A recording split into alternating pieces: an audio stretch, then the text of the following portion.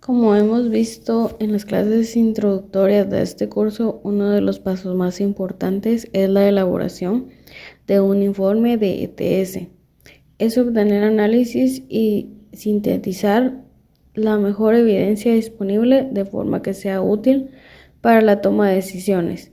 Este concepto de mejor evidencia disponible implica definir una jerarquía o relevancia de la evidencia encontrada, la cual estará basada a su vez en una jerarquía de los diferentes diseños de investigación y en la calidad con la que la investigación se lleve a cabo.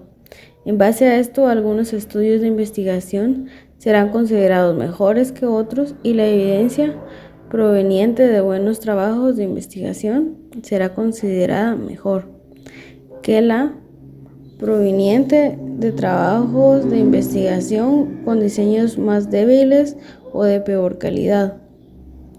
En esta clase veremos en mayor detalle la forma en la que puede analizar la evidencia científica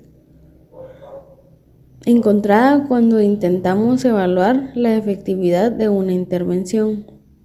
En el paso de realizar un informe de ETS a través de la búsqueda bibliográfica, encontraremos varios estudios de investigación relacionados con nuestra pregunta. Las características de estos estudios, ya sea de forma en que fueron llevados a cabo, las intervenciones que se compararon o los métodos utilizados para el análisis, no serán necesariamente similares, como así tampoco los resultados.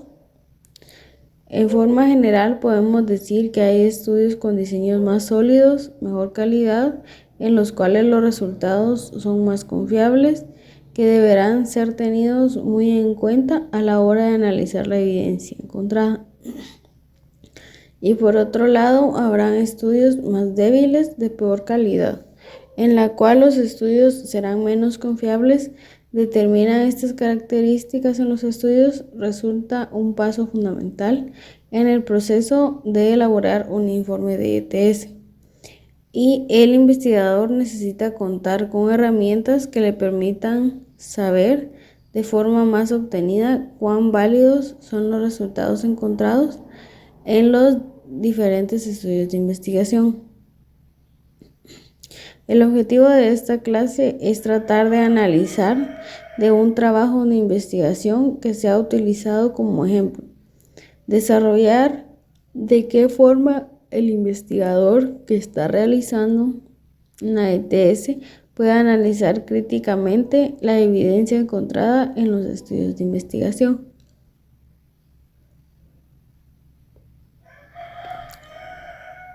Para introducirnos en este tema, comenzaremos con un ejemplo.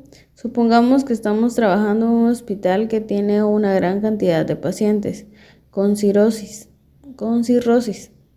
La cirrosis es una infección del hígado, la cual puede producirse por diferentes causas como alcoholismo o hepatitis crónica, por ejemplo, y que lleva a la pérdida progresiva de las funciones hepáticas.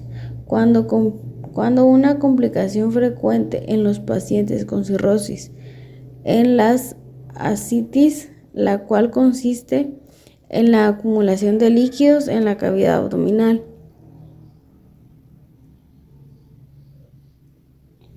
Es sabio que una complicación que puedan sufrir los pacientes con ascitis es la infección abdominal. Por todo, en aquellos en los que el líquido acumula tiene bajo contenido de proteínas. Con la intención de prevenir esta infección, en el hospital se plantea administrar antibióticos en forma preventiva a todos los pacientes con cirrosis y ascitis con bajo contenido de proteínas, ya que se postula que esto puede reducir el riesgo de sufrir peritonitis. Para saber si esta sería una decisión correcta, se va a analizar la evidencia científica disponible sobre el tema, definiendo preguntas y buscando la información. Como ya hemos visto en las clases de búsqueda, antes de realizar una búsqueda bibliográfica de la información, debemos establecer claramente la pregunta que deseamos responder. La pregunta se compone de por lo menos 3 elementos. 1. Población. 2. Intervención que se considera y con qué intervención se quiere comparar. 3. Resultados que se desean evaluar.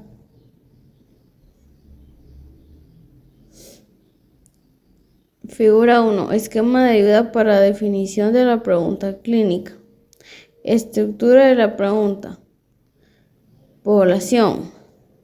¿Cómo podría describir al grupo de clientes o pacientes de interés? Combinar brevemente con precisión. Intervención. ¿Cuál es la principal actuación que se requiere llevar a cabo? Ser específico. Intervención a comparar. ¿Cuáles son las otras opciones alternativas que existen? Ser específico. Resultado. ¿Qué se espera que suceda al paciente o población? Ser específico. En esta situación particular, la pregunta pertinente podría plantearse de la siguiente forma. En los pacientes cirróticos con ascitis de baja concentración de proteína, ¿qué beneficios y riesgos genera la profilaxis antibiótica para prevenir la peritonitis bacteriana espontánea? Si logramos esta pregunta, encontraremos los elementos necesarios para una buena elaboración de la misma, siendo población, pacientes cirróticos con ascitis de baja concentración de proteínas. Interpretación, administración profiláctica de antibióticos comparado con ninguna intervención o la administración del placebo. Resultados: peritonitis bacteriana espontánea. La lectura crítica de los artículos. El proceso de la lectura crítica de un artículo consta de 3 preguntas principales, las cuales deben responderse antes de extraer una conclusión práctica.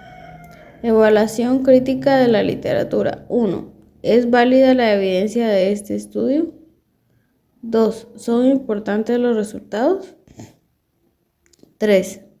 ¿Puede no aplicar al cuidado de mi paciente? Si la respuesta sería no, daría al descarte. ¿Son válidos los resultados de la investigación? Esta pregunta está relacionada con la validez de los resultados y considera si es efecto el tratamiento de esta información en el artículo representa la verdad, dirección y magnitud del efecto de dicho tratamiento. Otra forma de formular esta pregunta es la siguiente: los resultados representan una estimación no sesgada del efecto del tratamiento, o por el contrario, dichos resultados estuvieron desviados de manera sistemática, lo que consiguientemente conduce a una conclusión falsa. En la pregunta se relaciona con la validez interna del estudio. 2. ¿Son importantes los resultados? Si los resultados son válidos y proporcionan una evaluación no sesgada del efecto del tratamiento, entonces se justifica que los resultados sigan siendo examinados. Esta pregunta considera también la magnitud y la precisión del efecto del tratamiento. El mejor estimado del efecto del tratamiento serán los hallazgos del estudio en sí mismo. La precisión de dicho estimador será superior cuanto mayor sea el número de pacientes que sufren el resultado a estudiar. 3. Los resultados ayudarán en la decisión que se debe tomar. Cuando evaluamos este aspecto, estamos evaluando la validez externa de un estudio. La pregunta tiene 2 partes. ¿Los resultados son aplicables a la situación que se está analizando? No debemos aceptar un determinado tratamiento si los pacientes en los que se aplica la intervención son muy distintos de aquellos que participaron en la investigación, o si el resultado sobre el que se demuestra mejoraría o no es importante para la población en la que nos encontramos.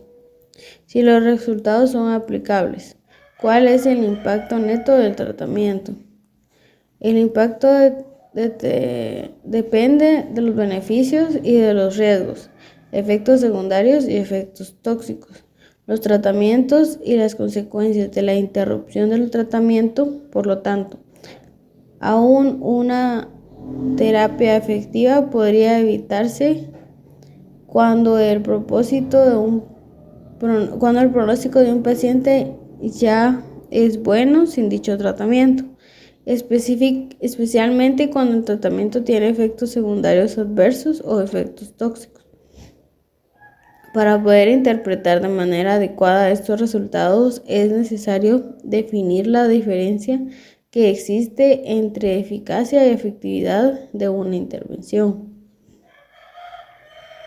Eficacia es la magnitud en la que una intervención, tratamiento, procedimiento o servicio mejora los resultados para los pacientes en condiciones ideales. Efectividad es la magnitud en la que una intervención o tratamiento, procedimiento o servicio mejora los resultados de los pacientes en una situación habitual.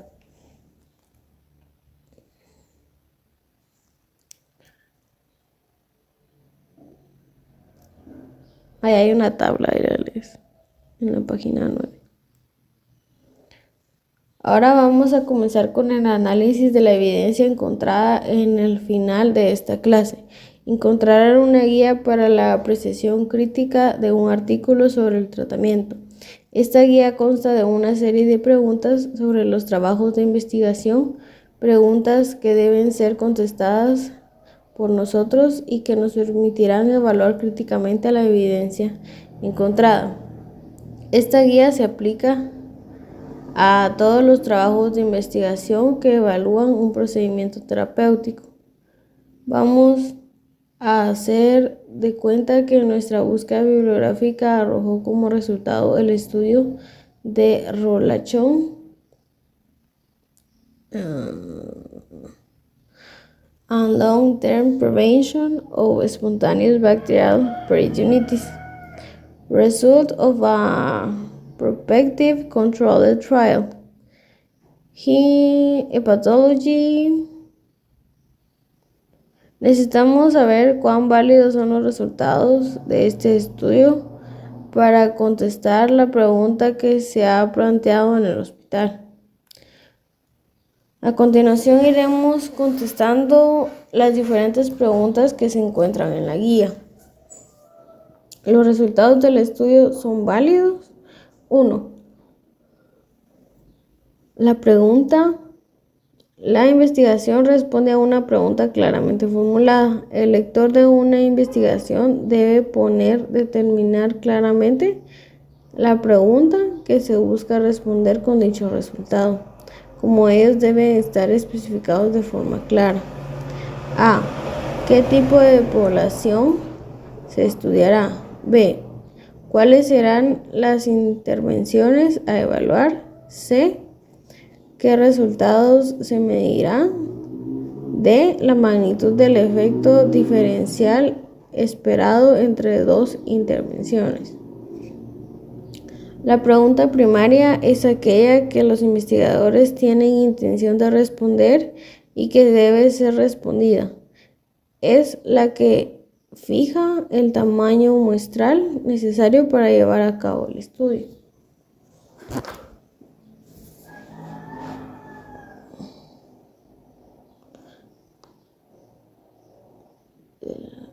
Nuestros estudios: población, pacientes cirrótico con ascitis de baja concentración de proteínas más 1,5 gramos de helio. Intervenciones a evaluar: ciprofloxacina a 750 gramos por 6 meses versus el placebo. Resultados que se medirán: peritonitis bacteriana espontánea diagnosticada por paciente al momento de la inclusión a los 3 y a 6 meses.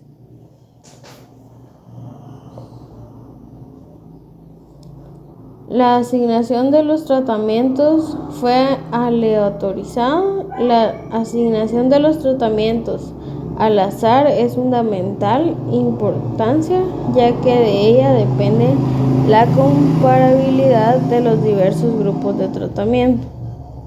Se denomina aleatorización el método que utilizan al azar para generar la secuencia de asignación de los individuos. El grupo, tratamiento o intervención. Esta forma de manejo de pacientes evita potenciales sesgos de parte de los investigadores o pacientes, generando grupos similares en todas sus características, excepto en la intervención que se desea evaluar. Una correcta aleatorización acompañada de un tamaño de muestra adecuada asegura que aquellos factores que influyen en el resultado, tanto los conocidos como los desconocidos, quedan distribuidos equitativamente en los grupos tratamiento y control.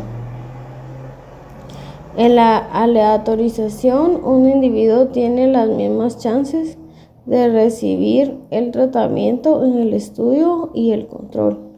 De esta manera, las diferencias en el resultado de los distintos grupos en comparación pueden ser adjudicadas solo al efecto del tratamiento y no la acción de alguna variable confundidora que puede haber influido en el resultado por estar distribuida en forma designada entre los grupos.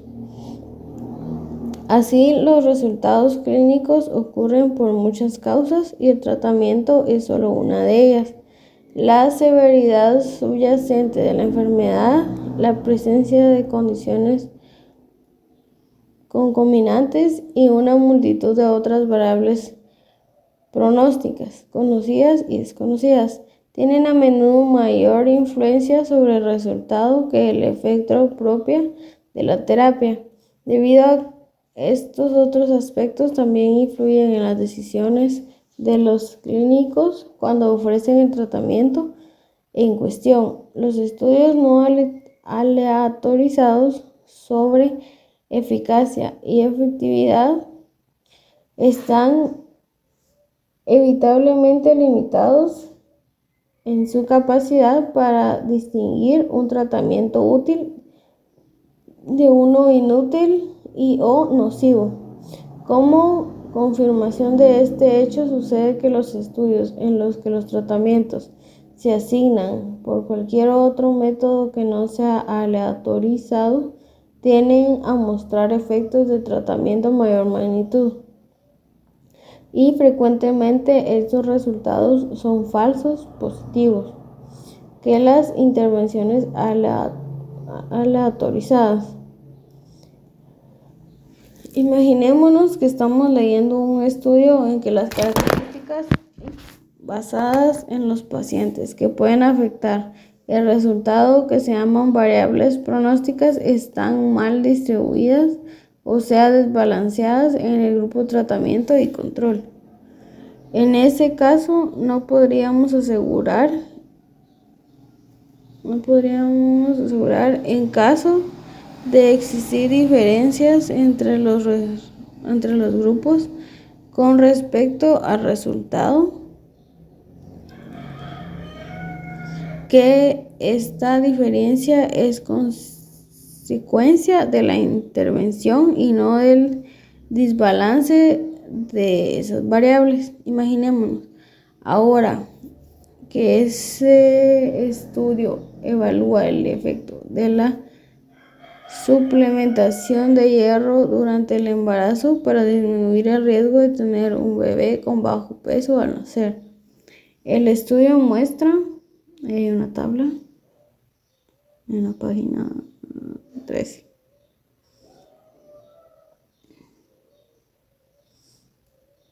La investigación clínica aleatorizada es el único diseño que asegura si el tratamiento muestral es suficientemente grande que los determinantes de resultados conocidos e incluso los desconocidos. Esta distribución equitativamente entre los grupos de tratamiento y control.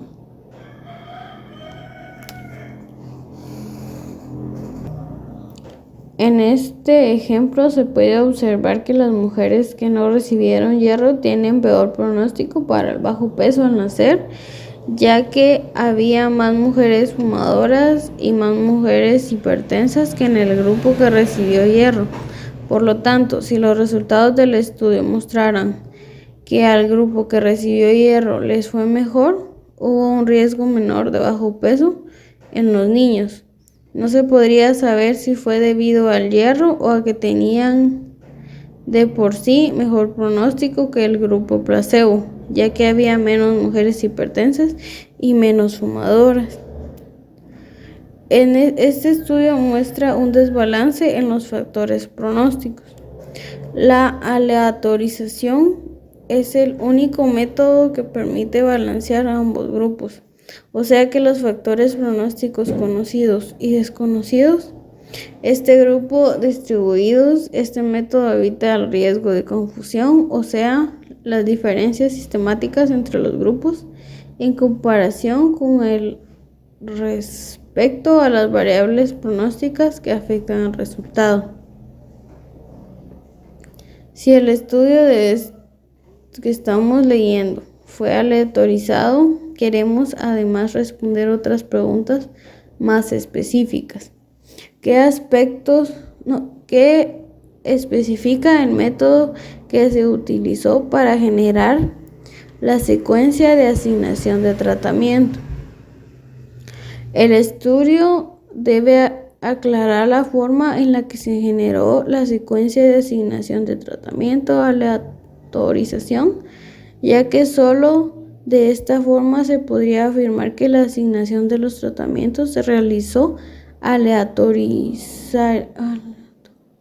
aleatoriamente, es decir, por azar. Esta consecuencia se refiere al orden en que se asignan los tratamientos y pueden generarse a través de distintos métodos.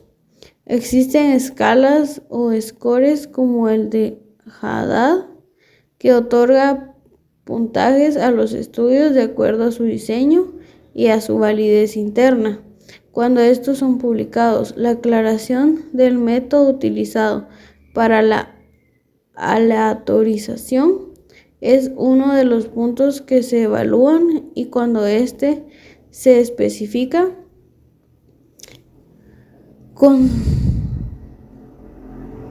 concretamente que le otorga mayor puntaje, que se traduce a mejor calidad del ensayo clínico.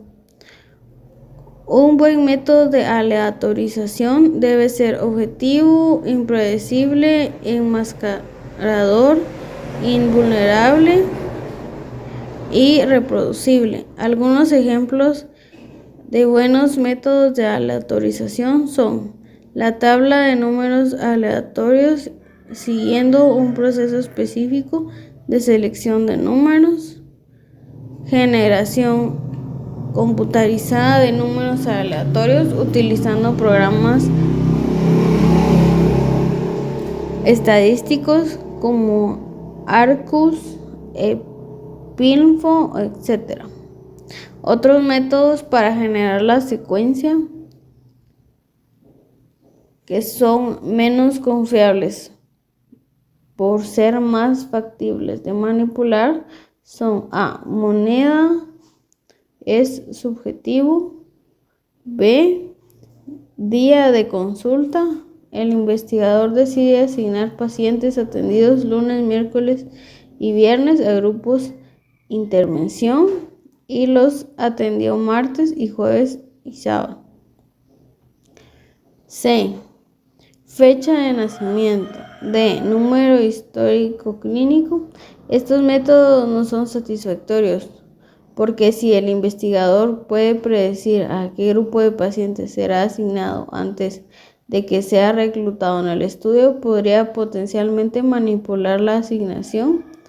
La asignación es fácilmente manipulable.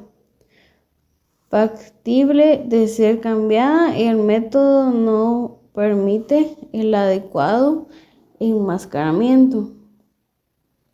Por ejemplo, supongamos que la asignación del tratamiento fue de acuerdo a la fecha de nacimiento.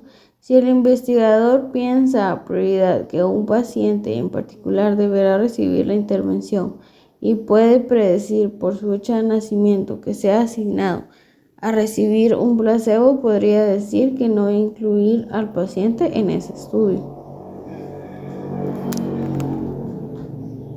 Otro ejemplo, si el método utilizado fuera el día de la semana en el que el paciente se atiende, el investigador podría arreglar o priorizar el día en el que quisiera atender a un paciente según quiera asignarlo al grupo de tratamiento o placebo.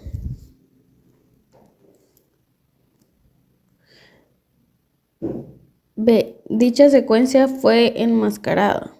Es necesario que la secuencia de asignación generada aleatoriamente esté enmascarada por todo el personal involucrado en la investigación. Si los médicos que ingresan los pacientes al estudio conocieran dicha secuencia, podrían manipular la asignación de pacientes a uno u otro tratamiento. Generalmente, el clínico tiene una opinión formada sobre cuál es el mejor tratamiento, aun cuando no haya evidencia suficiente para la afirmación o a qué tipo de paciente querría administrar uno de los tratamientos. Una posibilidad es que desee aplicar un nuevo tratamiento a los pacientes con formas más grandes de enfermedad y administrar el tratamiento estándar a aquellas formas más leves si las personas encargadas de la administración del tratamiento conocen el orden de asignación de los tratamientos. Podría dar lugar a un sesgo de selección, respetando la secuencia solo en aquellos casos en el que coincida con su opinión. Un nuevo tratamiento para los pacientes más severos y no ingresando a los pacientes a los que querría administrar el otro tratamiento.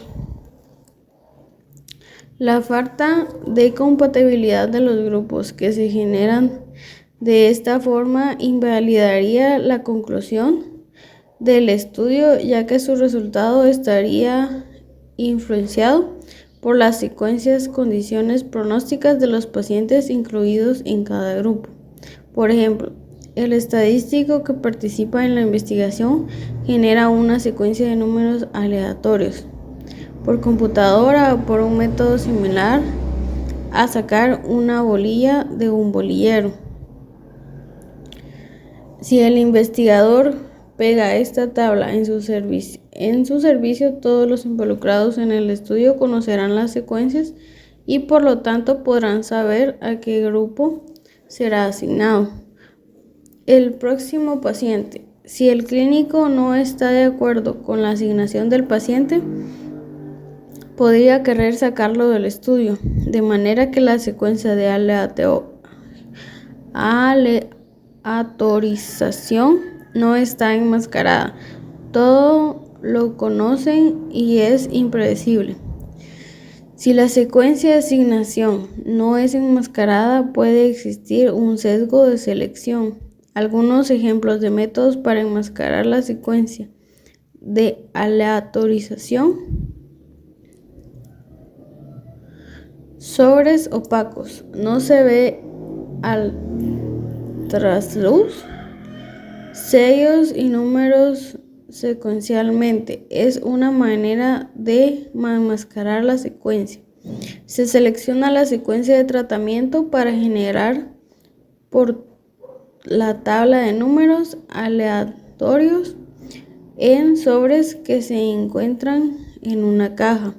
Al ingresar al paciente se constatan los criterios de inclusión, se pide el consentimiento informado y se saca el primer sobre.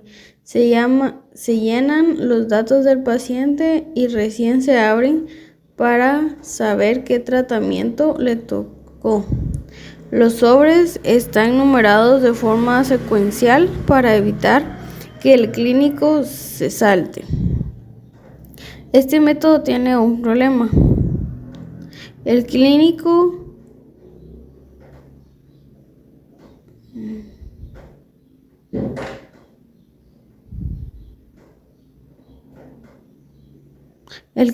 puede abrir el sobre antes de colocar el nombre del paciente y no estar de acuerdo con la asignación, tirarlo y abrir otro. En este caso, el estudio no tiene una buena auditoría, puede perder su validez. Cajas cerradas. Inviolables. Es una ventana en la parte inferior donde los tratamientos se ubican en paquetes que van cayendo y a medida que ingresan los pacientes, tipo máquinas expendedoras de cigarrillos. Asignación centralizada. Por ejemplo, asignación de los pacientes por una oficina central sin conocimientos de las características de los sujetos, o aleatorización controlada de un servicio de farmacia. La asignación se da por vía telefónica. Al ingresar un paciente se llama por teléfono, una persona registra los datos del paciente e inmediatamente le indica al personal del estudio a qué grupo fue asignado. Utilización de envases identificados, números de antemano y administrados secuencialmente a los pacientes. Utilización de un sistema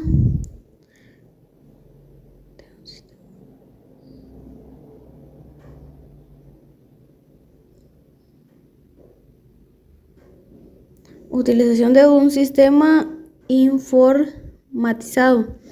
Coloca combinado con asignaciones que se guardan en archivos electrónicos inviolables y cerrados, a los cuales pueden accederse únicamente después de que se han introducido las características del paciente reclutado.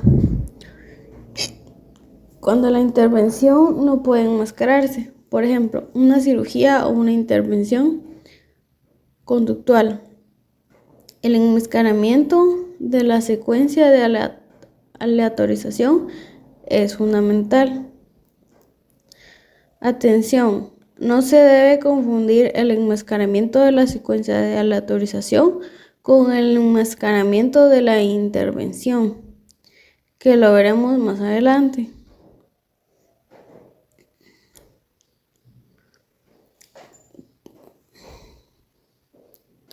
En el artículo de Rollation no establece si hubo enmascaramiento de la secuencia de asignación. Esto no nos brinda seguridad acerca del personal involucrado en la asignación de los pacientes o los diferentes tratamientos desconocerán la secuencia con la que el paciente entraría al estudio. La cantidad de pacientes ingresados en el estudio a los cuales no se les pudo evaluar el resultado final fue importante. Todo paciente que ingresa al estudio debe ser contabilizado y analizado en su conclusión. Si esto no se hace o si un número sustancial de pacientes se reporta como pérdidas de seguimiento, la validez del estudio está sujeta a dudas. Cuanto mayor es el número de sujetos que se pierden, mayor es la probabilidad de que los resultados de la investigación se alejen de la verdad. Esto es debido a que los pacientes que se pierden tienen frecuentemente un pronóstico diferente a aquellos que permanecen en el estudio. Y pueden suceder que estos pacientes desaparezcan debido a que sufren resultados adversos, incluyendo la muerte, o porque gozan de buena salud y por ello no regresaron a la clínica para atenderse. Los lectores pueden decir cuando la pérdida de los pacientes en su seguimiento es excesiva. Para asumir dicha postura se presume que todos los pacientes perdidos del grupo de tratamiento les fue mal. Se analiza con el peor escenario y que todos los pacientes perdidos del grupo control les fue bien. El mejor escenario, y que de esta manera calculan los estudios del estudio bajo estos resultados. Si las conclusiones de la investigación no cambian, entonces las pérdidas de seguimiento no fueron excesivas. Si las conclusiones se llegaran a modificar mediante dicho método, la fuerza de la inferencia se debilitaría, es decir, que los resultados del estudio merecen menos confianza. En general, muchos autores estiman que una pérdida de pacientes superior al 20% de la población es un número importante como para pensar que ésta puede influir sobre la validez de los resultados. Podremos un ejemplo. Supongamos que ingresan a una investigación 200 pacientes, 100 en el grupo de tratamiento y 100 en el grupo placebo. Y los autores no dicen que perdieron el 20% en el grupo de tratamiento y 25% en el control. Supongamos que el resultado es infarto agudo de miocardio y la exposición de la aspirina. Tendremos un grupo expuesto a la aspirina y un grupo no expuesto. Ingresaron al estudio 200 pacientes, 100 recibieron aspirina y 100 recibieron placebo. En el grupo aspirina se pierden 200 pacientes. Los resultados del estudio muestran que 25 pacientes tienen infarto en ese grupo, o sea que el riesgo de tener infarto en el grupo aspirina es del 25 a 80, o sea 31%. En el grupo placebo se perdieron 25 pacientes. Los resultados muestran que 35 pacientes en este grupo tuvieron infarto, o que el riesgo de infarto en dicho grupo es de 35 a 75, que sería el 46%. El estudio concluye que la aspirina es beneficiosa ya que tiene menor riesgo de infarto a los pacientes que la recibieron. Por eso es realmente así. ¿Qué pasa con los pacientes que perdieron? ¿Dicha pérdida es importante o no? ¿Cómo puede usted darse cuenta? Debemos suponer que a los pacientes perdidos en el grupo aspirina les fue a todos mal y que a los pacientes perdidos en el grupo placebo les fue a todos bien. Si a pesar de esto el resultado no cambia, la aspirina sigue siendo beneficiosa. La pérdida no fue tan importante. Esto es una suposición. Usted no sabe qué pasó con los pacientes perdidos. Calculemos la pérdida. El denominador ahora son 100 pacientes en ambos grupos. El grupo riesgo de infarto en el grupo de aspirina es de 45 partido 100, que sería igual a 45%, y el grupo placebo es 35-100 igual al 35%. Cambio el resultado, cambio el efecto de la intervención, cambio el efecto de las aspirinas y por lo tanto la pérdida fue importante.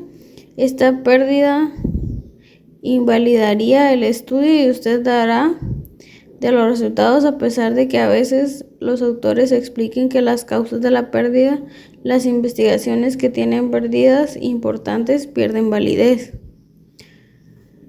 Si esta pérdida es diferente entre los grupos en comparación, puede significar una fuente de sesgo. Sesgo es la pérdida en el seguimiento o attribution bias en inglés. Atención, a veces los autores del artículo no responden las pérdidas del paciente. En ese caso podemos darnos cuenta si existen pérdidas del paciente. Para ello nos fijaremos si la cantidad de pacientes que figura paciente que figura en las tablas, los resultados es la misma a la que los pacientes que ingresaron en el estudio. De esa manera podrá evaluar si hubo pérdida.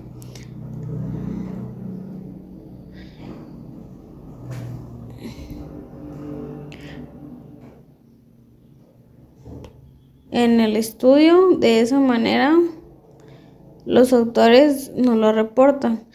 Para poder saber cuántos pacientes ingresaron al estudio, nos fijaremos en la selección material y métodos para conocer la cantidad de pacientes en la que se midió el resultado. Miraremos la selección de resultados. Si no podemos conocer la pérdida de seguimiento, desconfiaremos de los resultados del estudio. Los pacientes se analizaron en el grupo de tratamiento al que fueron asignados. Como sucede en la práctica diaria, los pacientes que participan en las investigaciones clínicas aleatorizadas se olvidan algunas veces de tomar los medicamentos, rechazan su tratamiento o reciben el tratamiento en comparación. Los autores podrían estar de acuerdo en forma intuitiva en excluir del análisis de la eficacia del tratamiento a aquellos pacientes que nunca recibieron el tratamiento que se les asignó. Esto no es la manera correcta de analizar los resultados.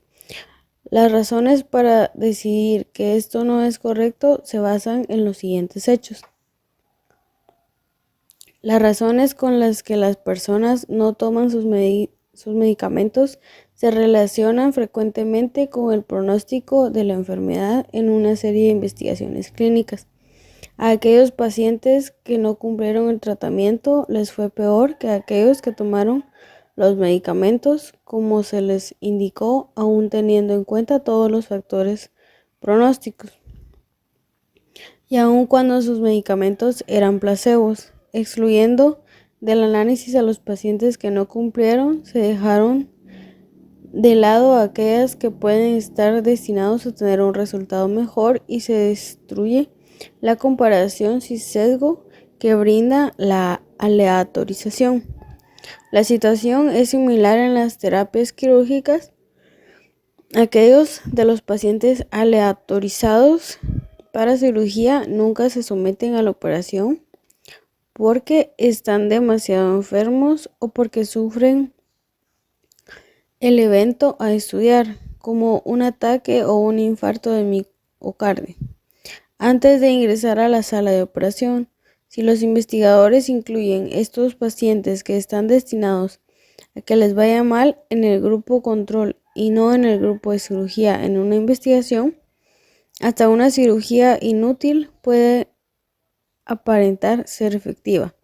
Sin embargo, la efectividad aparente no se deberá a un beneficio de los pacientes operados, sino a la exclusión sistemática de aquellos de peor pronóstico del grupo de cirugía.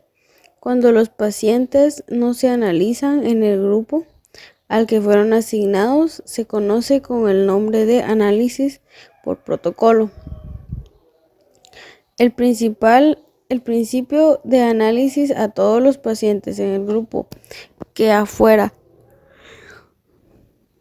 fueron aleatorizados se denomina análisis según intención de tratamiento. Esta estrategia preserva el valor de la aleatorización, aquellos factores pronósticos que conocemos y aquellos que desconocemos. Están distribuidos equitativamente en los dos grupos y el efecto de las intervenciones en una comparación se deberá exclusivamente al tratamiento asignado. Cabe agregar que además de esta manera de analizar los pacientes nos brinda una ventaja adicional, nos dará un estimado del efecto acorde a una realidad de la aplicación de la intervención en la aplicación clínica diaria.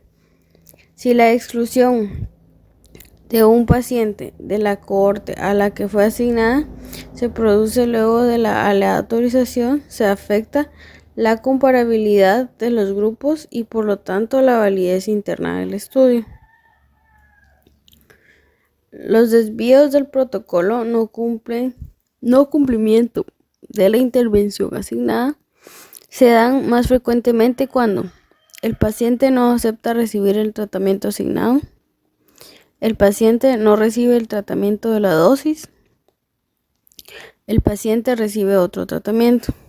Una vez que el paciente ha ingresado al estudio, o sea, que ha sido aleatorizado, no debe ser excluido del mismo y debe ser analizado en el grupo asignado. En la investigación de Rolla-Chong,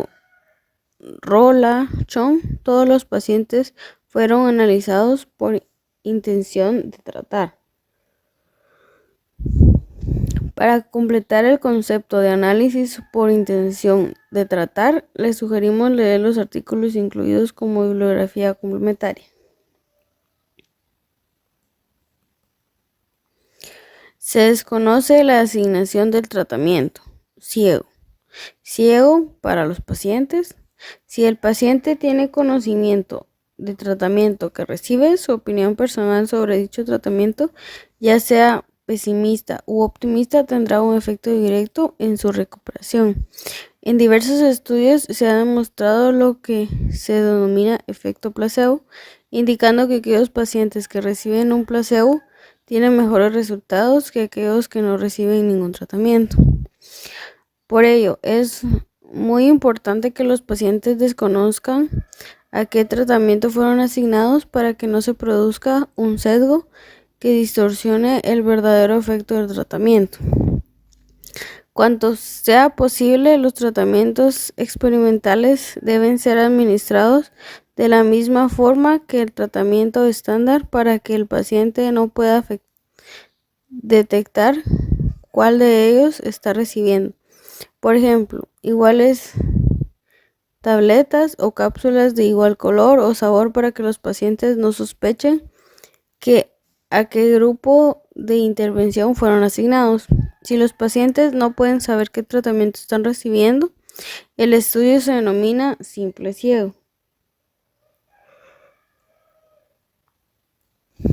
En el estudio de Rolancho se descubre que los tratamientos en comparación se administraron de la misma forma, no existieron diferencias entre los dos tratamientos, idénticas píldoras de ciprofloxacina y placebo preparadas por Bayer. Por lo tanto, se desprende de los pacientes desconocían el tratamiento que recibían, despejando cualquier duda o respecto a este sesgo. Solo el staff de farmacia conocía la asignación de cada paciente. Ciego para los encargados del tratamiento de los pacientes. Si aquellos encargados del tratamiento de los pacientes tienen conocimiento de la intervención que se está administrando, pueden llegar a modificar, aún inconscientemente, la conducta hacia los pacientes según el grupo que pertenece.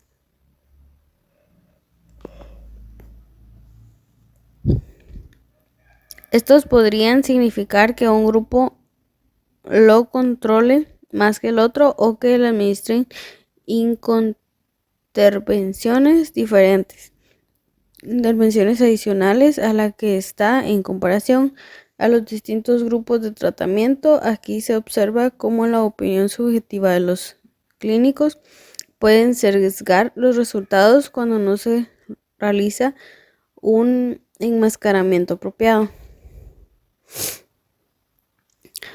Si ni los pacientes ni el personal de salud pueden saber qué tratamiento está recibiendo los pacientes, el estudio se denomina doble ciego.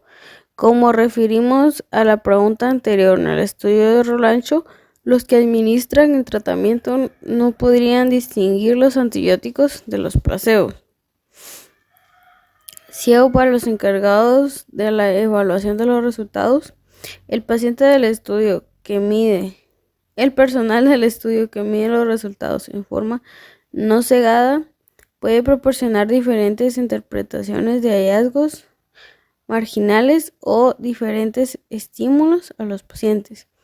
En la ejecución de las pruebas de medición de resultados, pudiendo de las dos maneras distorsionar los resultados. Por ello es muy importante que desconozcan el grupo al que pertenecen los pacientes.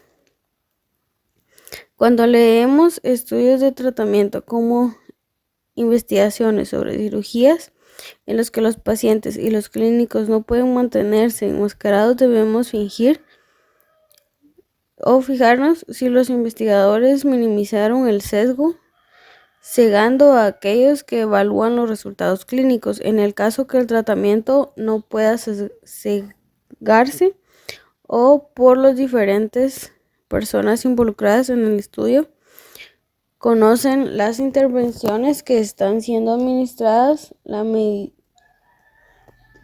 medida de los resultados final debe ser lo suficiente poderosa como para que la opinión subjetiva de la persona que realiza la medición no pueda influir en el sistema de los resultados. Cuando el personal del estudio que mide los resultados no puede saber qué tratamiento está recibiendo, los pacientes se denominan triple ciego. En caso particular del estudio de Rolancho, debido a que el tratamiento experimental y control eran similares, las pacientes y el personal involucrado no podrían discriminar qué comprimido contenía ciprofloxacina y qué píldora contenía placebo. En síntesis, el enmascaramiento de las intervenciones hacia él prácticamente imposible descifrar cuál de los tratamientos en comparación era el administrado. En este estudio se tomaron 2 recaudos para evitar que los resultados fueran desviados por los sesgos de observación. Los grupos similares al comienzo de la investigación. Para asegurar el grado de validez del estudio, los lectores deberían estar informados si los grupos de tratamiento y control eran similares en todos los factores que determinan los resultados clínicos de interés, salvo en uno, si recibían la terapia experimental. Los investigadores proporcionan esta información cuando muestran en una tabla los factores pronósticos basales de los pacientes de los grupos de tratamiento y control, que generalmente son evaluados previo al ingreso de los pacientes en el estudio. A pesar que nunca sabremos si la similitud existe para los factores pronósticos desconocidos, tendremos confianza que ello ocurre cuando los factores pronósticos conocidos están bien balanceados. La aleatorización no siempre produce grupos balanceados para los factores pronósticos conocidos. Cuando el grupo de pacientes en los grupos es pequeño, por azar, pueden ocurrir que los pacientes de mejor pronóstico que ubiquen en uno de los grupos. Esto se denomina desbalance de factores pronósticos. Cuando el tamaño muestra aumenta, dicha posibilidad disminuye. Esto es análogo a arrojar la moneda muchas veces. Una no debería sorprenderse en ver 7 caras en 10 tiradas de la moneda, pero debería sorprenderse muchísimo si muchísimo se ven 70 en 100 tiradas de la moneda. El tema aquí no es ver si hay diferencias estadísticamente significativas en los factores pronósticos reconocidos entre los grupos en comparación en una investigación clínica aleatorizada. Uno sabe de antemano que cualquier diferencia que ocurra en los factores pronósticos sucede por azar, sino en la magnitud de estas diferencias, si estas diferencias son clínicamente relevantes como para existir la posibilidad de que los resultados se vean influenciados por este desbalance. La validez del estudio puede descomportarse. No está todo perdido si los grupos de tratamiento no son similares en los factores pronósticos basales. Existen técnicas estadísticas que permiten ajustar los resultados del estudio para dicha diferencia. Por lo tanto, los lectores deberán buscar información sobre la similitud de las características basales relevantes y si existen diferencias clínicamente sustanciales, deberán fijarse si los niveles investigadores realizan un análisis que ajuste a aquellas diferencias. Cuando los análisis ajustados y no ajustados arriba a las mismas conclusiones, se justifica que los lectores ganen confianza en la validez del resultado del estudio.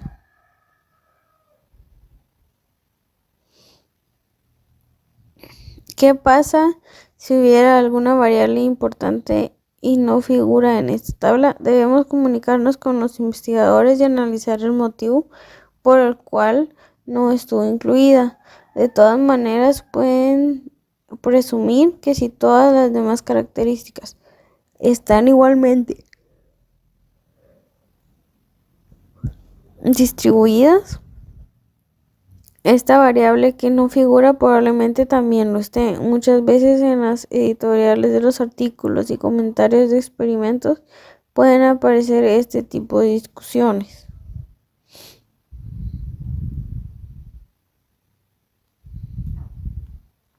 Los grupos fueron tratados de la misma forma, salvo en la intervención experimental. La atención médica en los grupos experimentales y de control se puede diferenciar en una serie de aspectos distintos, además de la etapa dispuesta a prueba, y esta diferencia en el cuidado, aparte de aquel en estudio, pueden debilitar o distorsionar los resultados.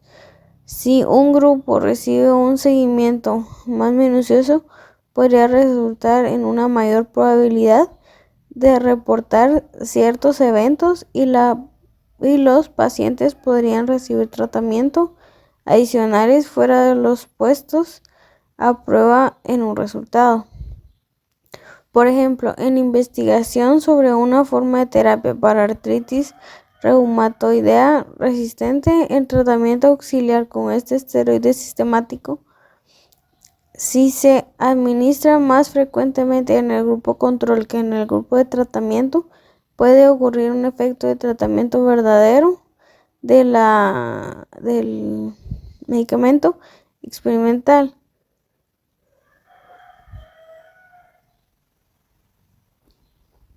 Las intervenciones distintas del tratamiento en estudio, cuando se aplican en forma diferente entre los grupos control y tratamiento, se llama frecuentemente cointervenciones.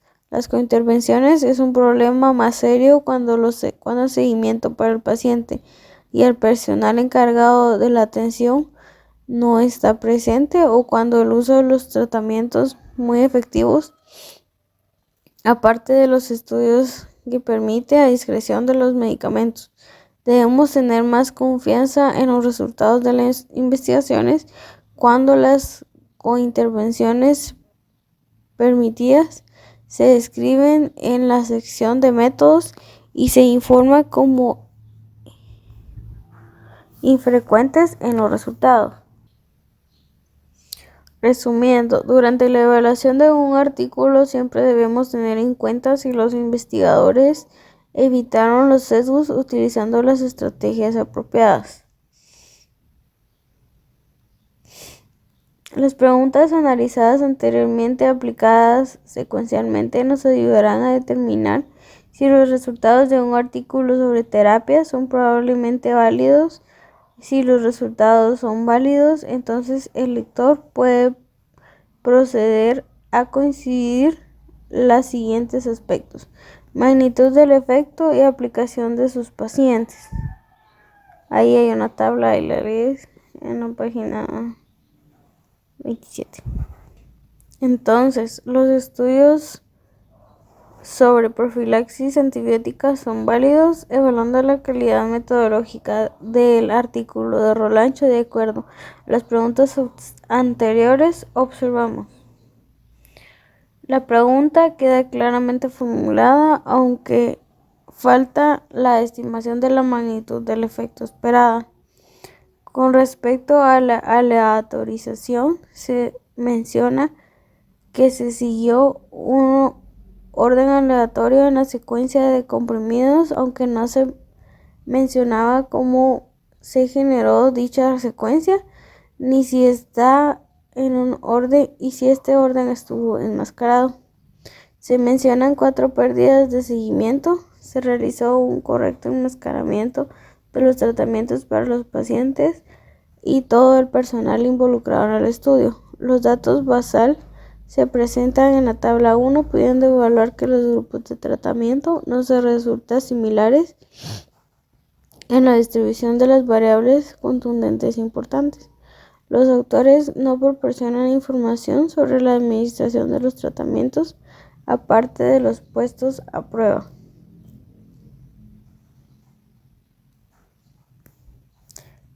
Guía para la apreciación crítica de un artículo sobre terapéutica. Cuestionario guía.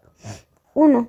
¿Son válidos los resultados de la investigación? La investigación responde a una pregunta claramente formulada: población, intervención, tratamiento y magnitud, esperando el efecto. 2. La asignación del tratamiento a los pacientes fue aleatorizada. Se especifica el método de la utilización para generar la secuencia de asignación de tratamiento. Dicha secuencia fue enmascarada. La cantidad de pacientes ingresados en un estudio a los que no se puede evaluar el resultado final fue importante. 4. Los pacientes se analizaron en el grupo en el que fueron asignados. 5. El tratamiento asignado estuvo enmascarado para el paciente, trabajadores o personal del estudio. 6.